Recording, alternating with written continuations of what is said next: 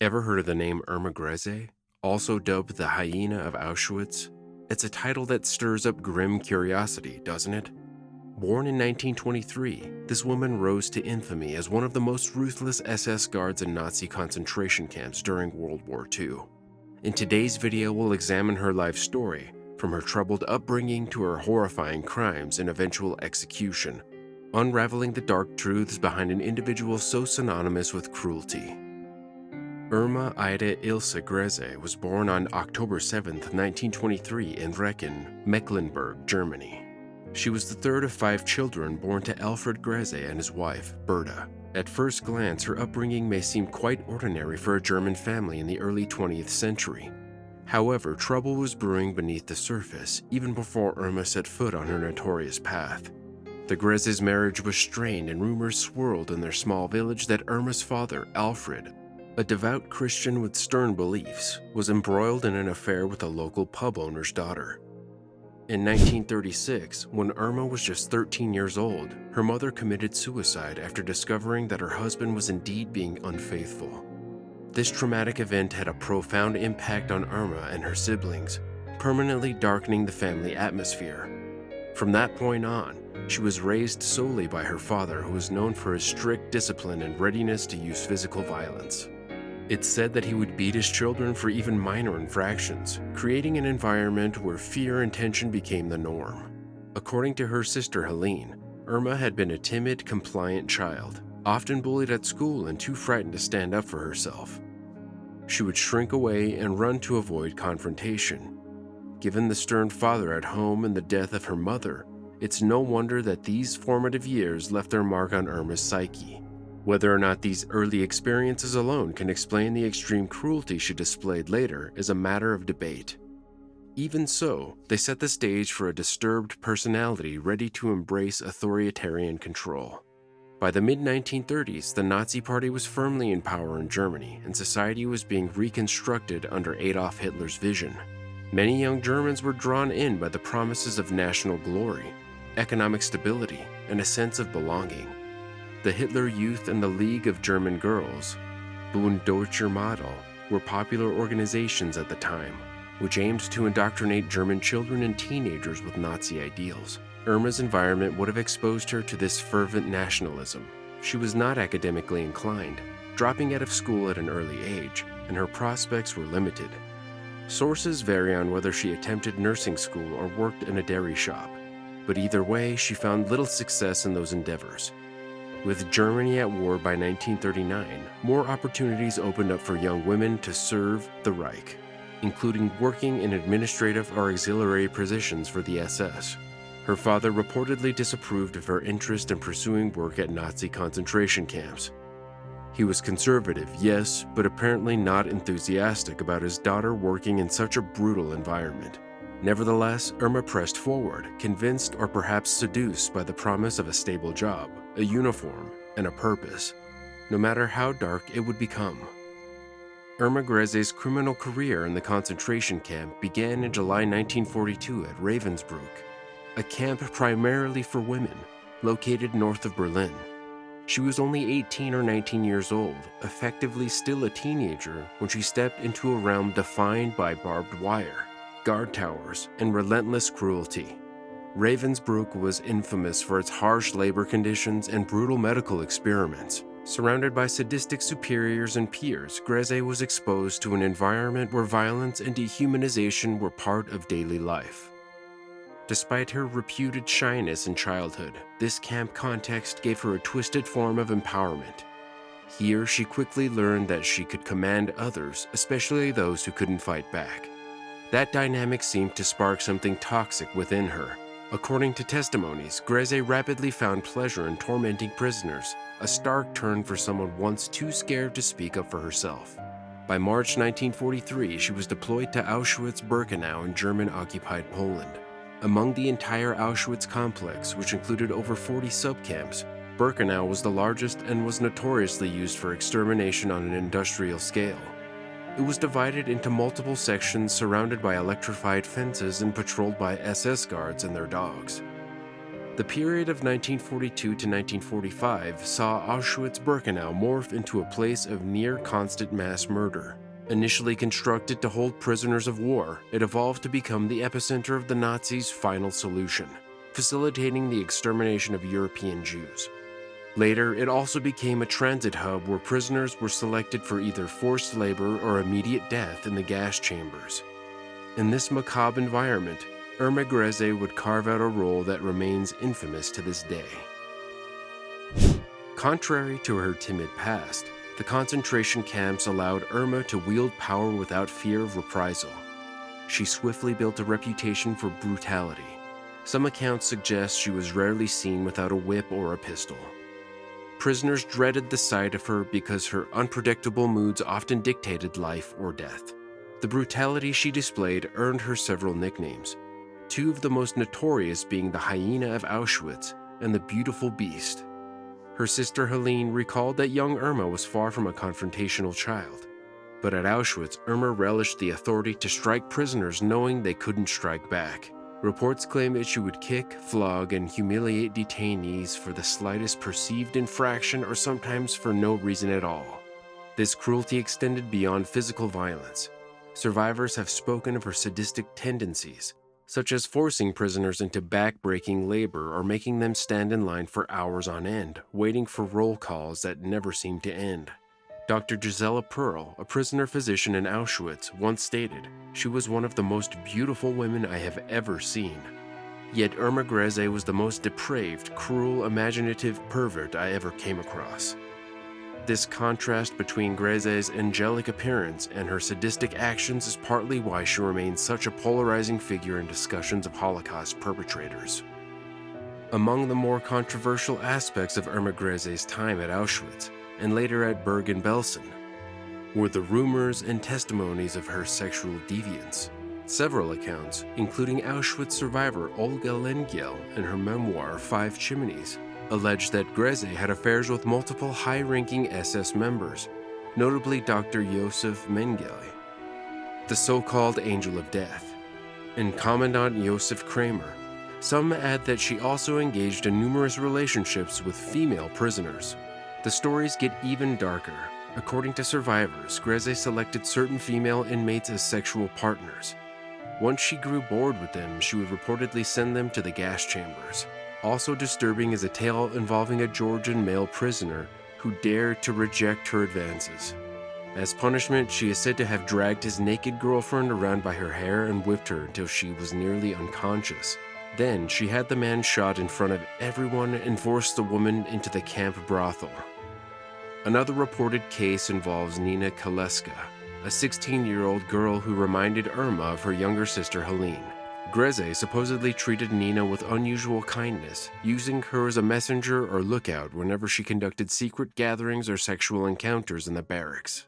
While some of these testimonies are difficult to corroborate in absolute detail, there's enough overlapping evidence from multiple witnesses to suggest that such behavior did indeed occur. Controversy still swirls around how much of this was exaggerated for shock value versus how much is historically accurate.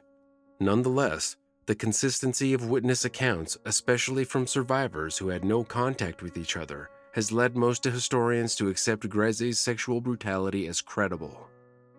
One question that arises is why and how someone like Irma Grese could become so notoriously sadistic. Was it the influence of the Nazi regime alone, or was there something specific in her psychological makeup?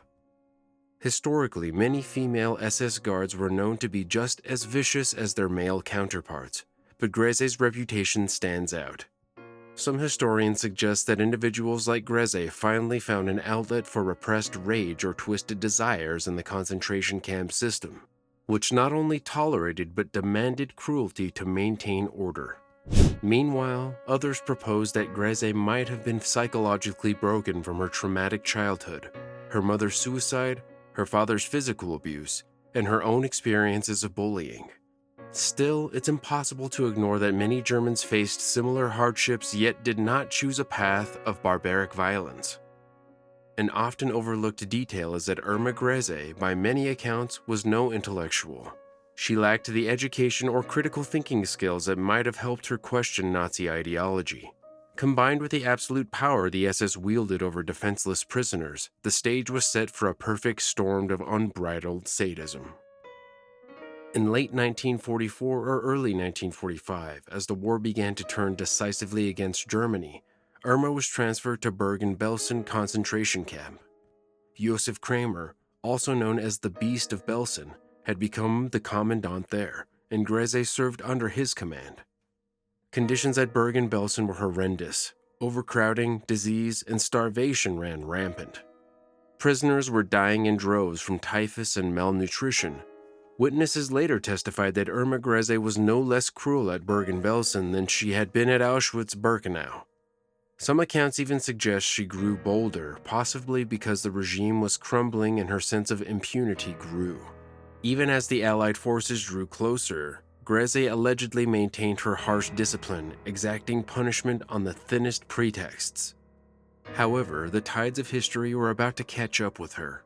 On April 15, 1945, British forces liberated Bergen-Belsen. The horrors they found there, including piles of unburied corpses, sent shockwaves around the world. The SS guards, including Grese, were captured.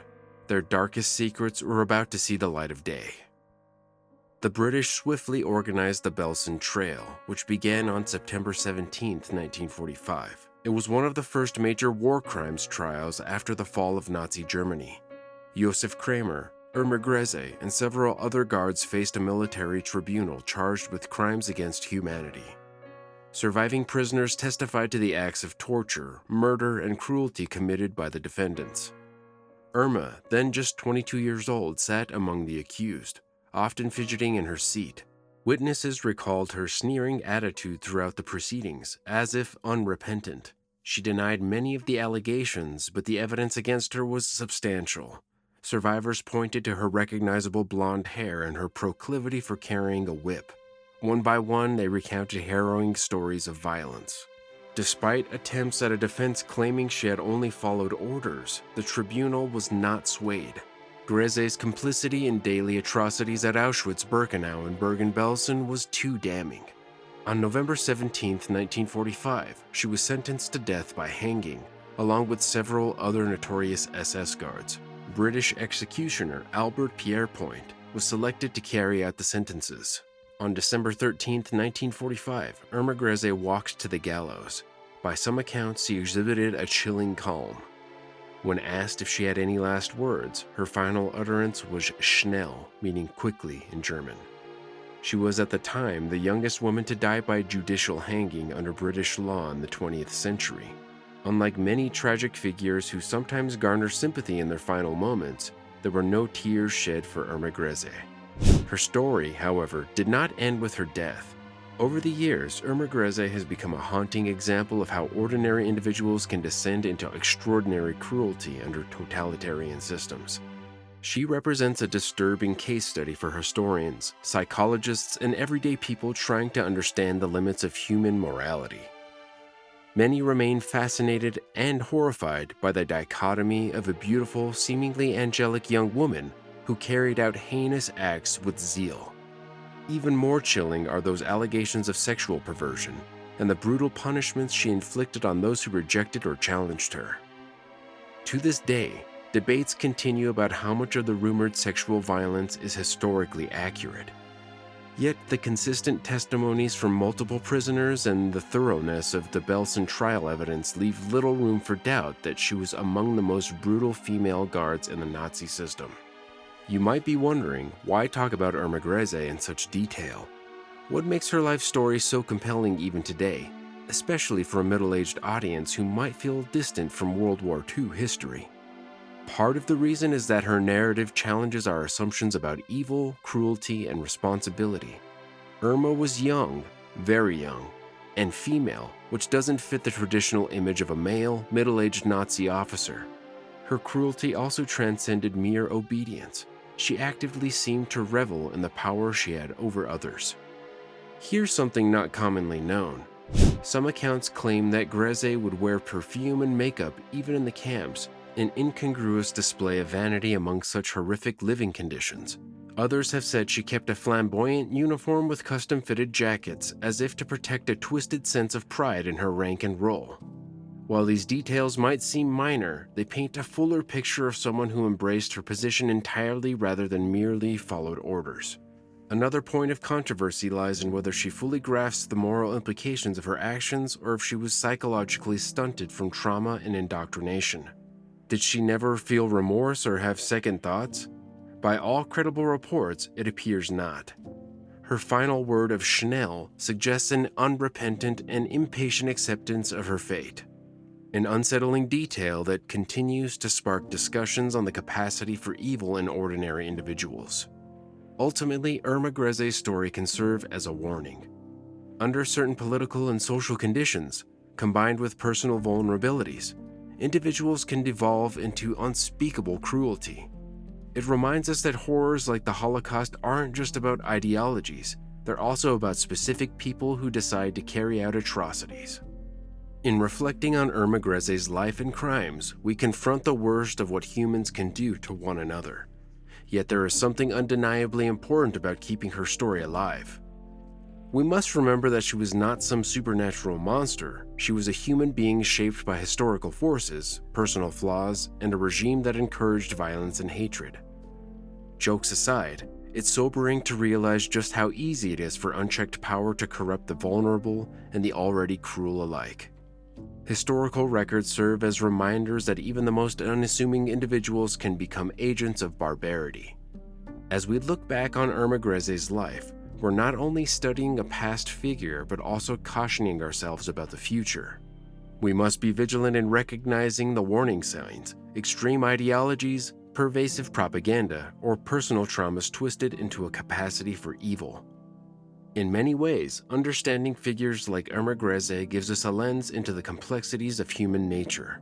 It doesn't excuse her actions, but it shows that evil can wear a deceptively ordinary face, speak with a soft voice, or even exhibit outward beauty. This duality is precisely what keeps her story so compelling decades later. Hope you found this video helpful in better understanding the dark chapter that Irma Grese represents. History can be disturbing, yet it's crucial we confront it to ensure we don't repeat the same mistakes. If you'd like to explore more stories and learn about other pivotal figures, please consider hitting that subscribe button. Your support helps keep this channel going and allows us to bring you more deep dives into history's most fascinating and sometimes unsettling tales. Thank you for watching, and until next time, stay curious and stay informed.